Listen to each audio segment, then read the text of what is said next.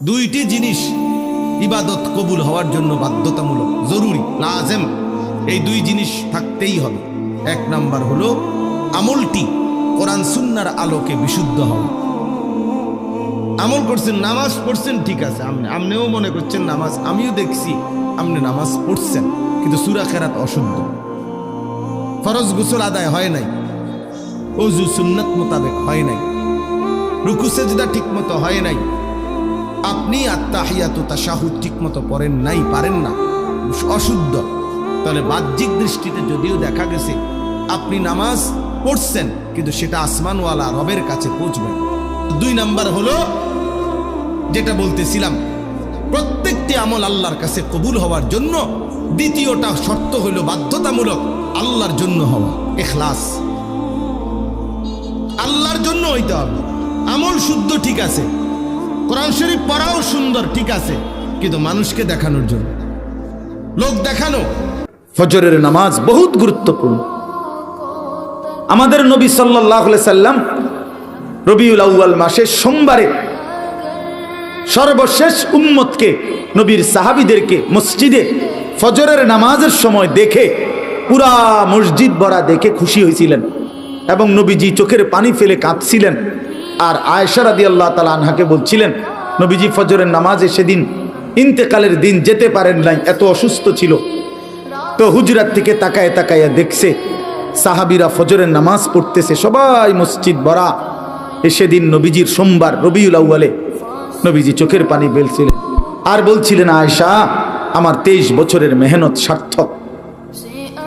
23টা বছর আমি চোখের পানি ফেলছি, রক্ত ঝরিয়েছি, তায়েফে পেটে পাথর বাঁধছি, বিনিময়ে আমি যেমনটা চেয়েছি আমার সাহাবীদেরকে তেমন দেখলাম, ফজরের ওয়াক্তে মসজিদ ভরা দেখলাম।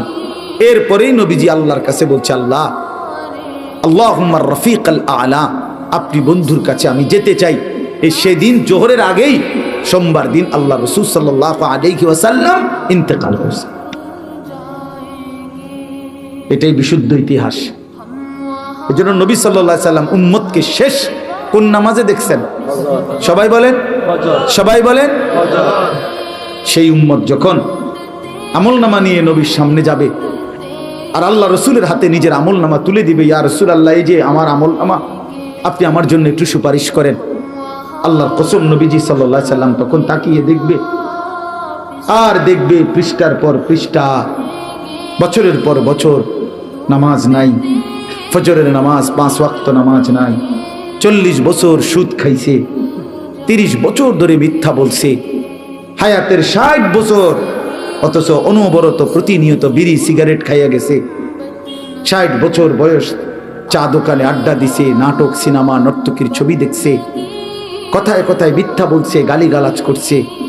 আল্লাহর কসম বন্ধু, কিতাবের মধ্যে আছে, নবীজি চোখের পানি ফেলে দিবেন, বলবেন, উম্মত, এ কি আমল নামা নিয়ে আসলা? এটাই শ্রেষ্ঠ নবীর, শ্রেষ্ঠ উম্মতের আমল নামা?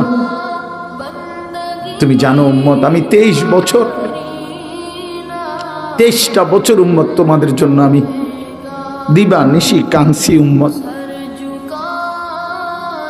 আম্মা যারা আয়েশা রাদিয়াল্লাহু তাআলা আনহা বলছেন, এশার নামাজের পরে নবী দাঁড়াইছে ফজরের আজান পর্যন্ত উম্মতের জন্য এক দাঁড়ানোতে চোখের পানি ফেলে কাঁদছে। নবীজি বলবেন, ভাইয়া উম্মত, আমি 23টা বছর কেঁদেছি, সারা রাত কাঁদছি।